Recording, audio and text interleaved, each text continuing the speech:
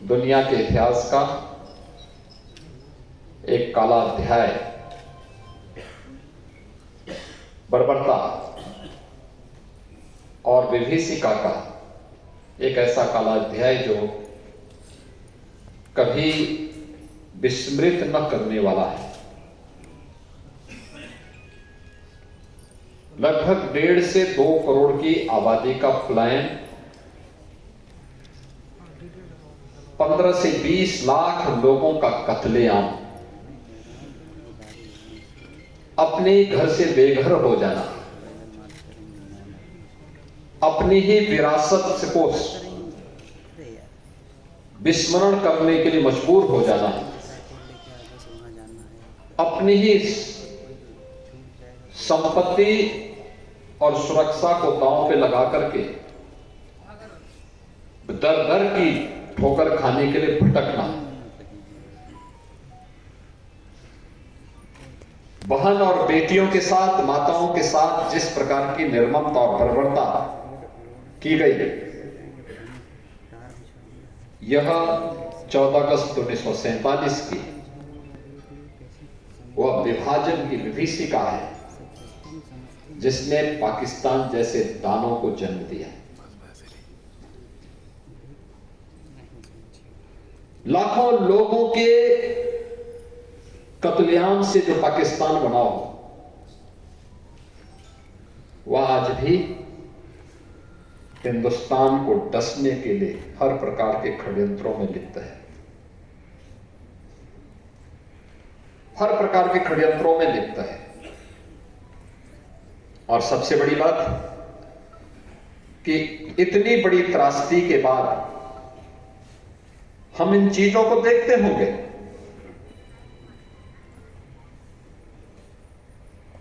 कि इस दिवस को पूरी तरह विस्मृत सा कर दिया गया। विभाजन के, त्रासदी के शिकार हुए उन नागरिकों का कसूर क्या था? वे तो भारत के नागरिक थे, भारत के धर्म के साथ जुड़े हुए थे। कोई हिंदू, सनातनी हिंदू था, कोई सिख था, कोई बौद्ध था, कोई जैनी था, लेकिन उन्हें उस विभीषिका का शिकार, उस भीषण बर्बरता का शिकार होना पड़ा था। यह कह देना कि विभाजन एक सनातन राष्ट्र को विभाजन की ओर धकेल देना, सृष्टि के आदि से जो देश एक था,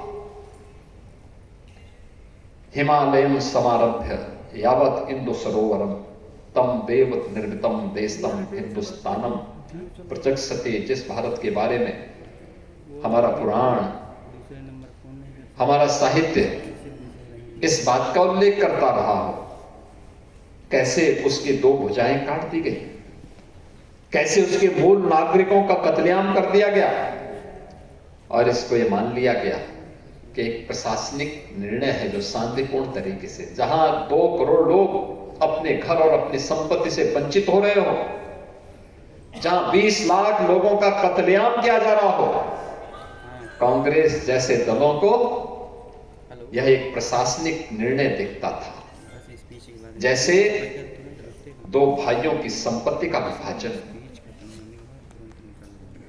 जैसे 2 भाइयों के संपत्ति के विभाजन का निर्णय हो। इस प्रकार की बेशर्मीपूर्ण उनके वक्तव्य उस समय में कांग्रेस की राजनीतिक लिप्सा को प्रदर्शित करता है, जो चरित्र उनका आज भी देखने को मिलता है।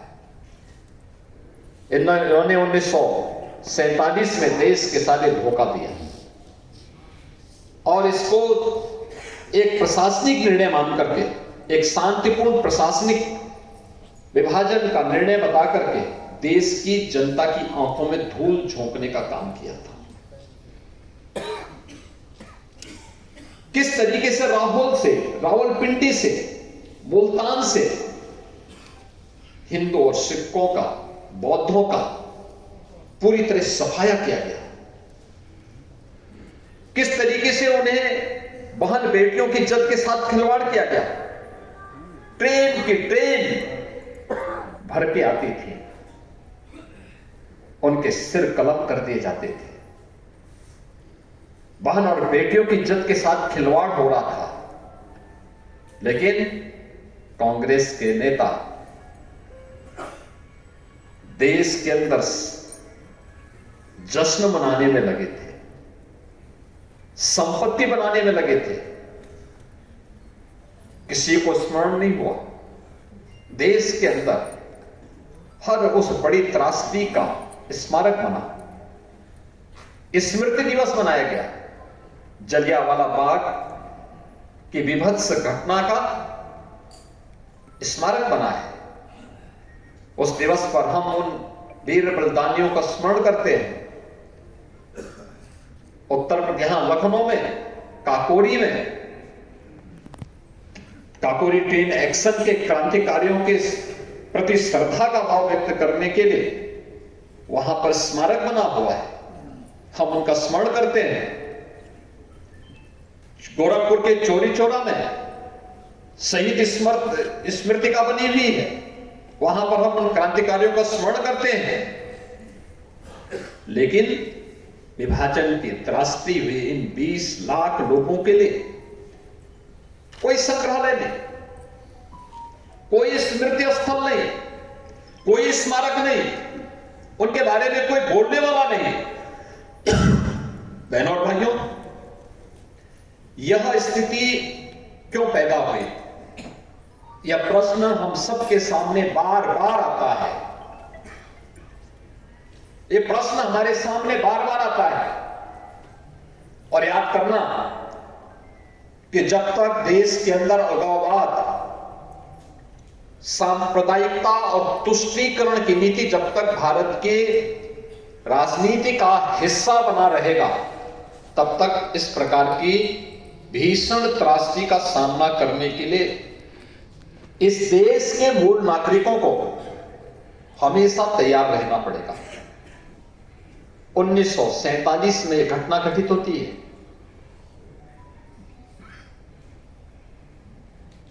2014 तक किसी को इसकी याद नहीं आई।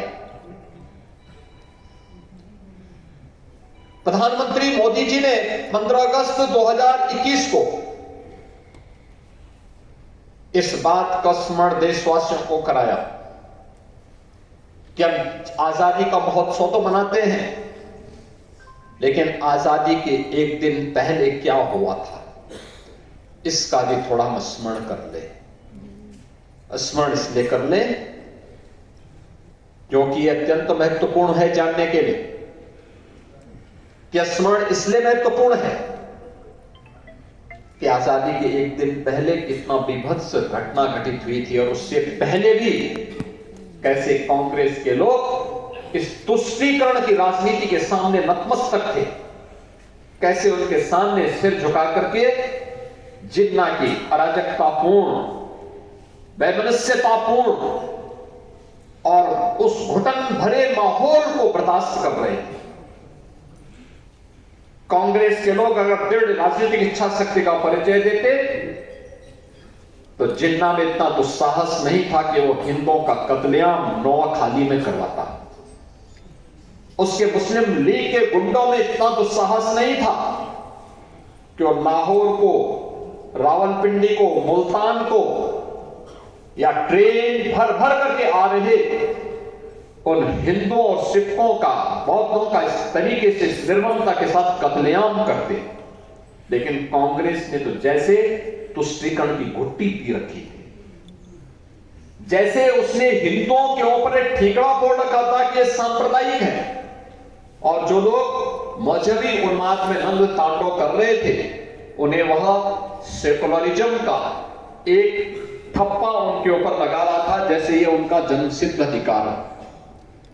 किसी ने स्मरण नहीं किया। पहली बार हम आभारी हैं प्रधानमंत्री मोदी जी के, जिन्होंने इसे स्मृति दिवस के रूप में, विभाजन विभीषिका स्मृति दिवस के रूप में हम सबके सामने वर्तमान पीढ़ी को समझने और जानने के लिए यह अवसर दिया है। आपने देखी होगी, लघु फिल्म अभी आपने देखी, किस प्रकार का अत्याचार था, किस प्रकार की भीषण अत्याचार हो रहे थे, किस प्रकार की विभीषिका थी, कैसे अपने घर और अपनी संपत्ति से लोग वंचित हो रहे थे, और जो लोग आ रहे थे उनके लिए न कोई मुआवजा, उनके लिए न कोई संपत्ति, उनके लिए न कोई किसी प्रकार का कोई राहत पैकेज, उनके लिए तत्कालीन कांग्रेस सरकार ने कोई भी अन्य ऐसी व्यवस्थाएं नहीं की। मुझे याद है जब मैं सांसद था, जम्मू कश्मीर के अंदर, जम्मू के अंदर पश्चिमी पाकिस्तानी शरणार्थियों के साथ उनको किसी भी व्यवस्था का हिस्सा नहीं बनाया गया था। मुझे एक दो बार उनके बीच जाने का अवसर प्राप्त हुआ था और हम आभारी हैं प्रधानमंत्री मोदी जी के, जिन्होंने पाकिस्तान से, बांग्लादेश से, अफगानिस्तान से आए हुए हिंदुओं के लिए, सिखों के लिए, बौद्धों के लिए, जैनियों के लिए, इन सभी के लिए सिटीजनशिप अमेंडमेंट एक्ट के माध्यम से भारत की नागरिकता दी और भारत के अंदर भारत के नागरिक को मिलने वाली सभी बुनियादी सुविधाओं के साथ उन्हें जोड़ने का निर्णय लिया और प्रभावी ढंग से उसे लागू किया। और आप देखते होंगे जब सिटीजनशिप अमेंडमेंट एक्ट लागू हो रहा था तब कांग्रेस इसके खिलाफ खड़ी हो गई थी, तब समाजवादी पार्टी इसके खिलाफ खड़ी हो गई थी, तब आरजेडी इसके खिलाफ खड़ी हो गई थी, तृणमूल कांग्रेस इसके खिलाफ खड़ी हो गई थी, वामपंथी दल इसके खिलाफ खड़े हो गए थे कि ये नहीं मिलना चाहिए। यानी पीड़ितों को न्याय, दुनिया का हिंदू प्रताड़ित होगा तो कहां जाएगा, सिख प्रताड़ित होगा तो कहां जाएगा, बौद्ध प्रताड़ित होगा तो कहां जाएगा, एक ही शरण स्थली है, वह हिंदुस्तान है, भारत है। भारत के सिवाय कोई दूसरी शरण स्थली उनके लिए नहीं है। क्या स्थिति थी 1947 में? अगर कांग्रेस ने इस विभाजन की, इस विभीषिका के लिए कांग्रेस जिम्मेदार है, तो पाकिस्तान और बांग्लादेश के अंदर होने वाले अत्याचार के लिए भी कांग्रेस बराबर की जिम्मेदार है। याद करिए 1947 में पाकिस्तान के अंदर हिंदुओं की संख्या ये 20% थी, आज ये 2% रह गई है। बांग्लादेश के अंदर हिंदुओं की आबादी 28% थी, 28 से 30% थी, आज एक घट करके 8% रह गई है। और पिछले 6 महीने से आपने देखा होगा बांग्लादेश के अंदर किस प्रकार के हमले हो रहे हैं, किस प्रकार के कत्लेआम हो रहे हैं, किस प्रकार की बर्बरता मंदिरों पर और वहां के गुरुद्वारों पर हो रहा है, ये किसी से छुपा हुआ नहीं है।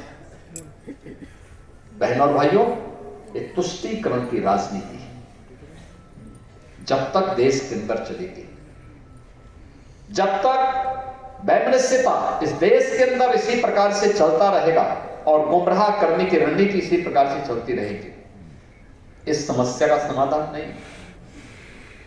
कांग्रेस ने तो हिंदुस्तान के सामने स्वतंत्र भारत में विभाजन के बावजूद उन्होंने उस प्रकार के नए पाकिस्तान बनाने की रणनीति प्रारंभ कर दी थी।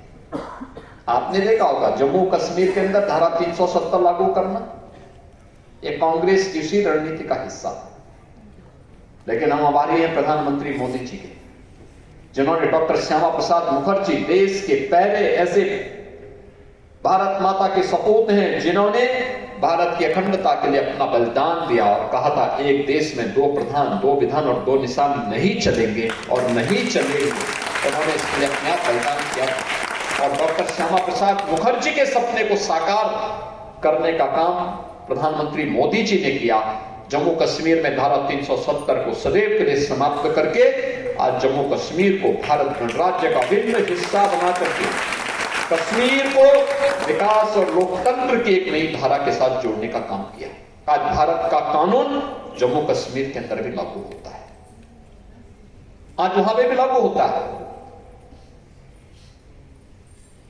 लेकिन कांग्रेस के द्वारा जो विभाजन की खाइयां और चौड़ी करने के प्रयास हो रहे थे, जो षड्यंत्र प्रयास हो रहे थे, आज भी वो यही कर रहा है, आज भी वो यही कर रहा है, गुमराह करती है।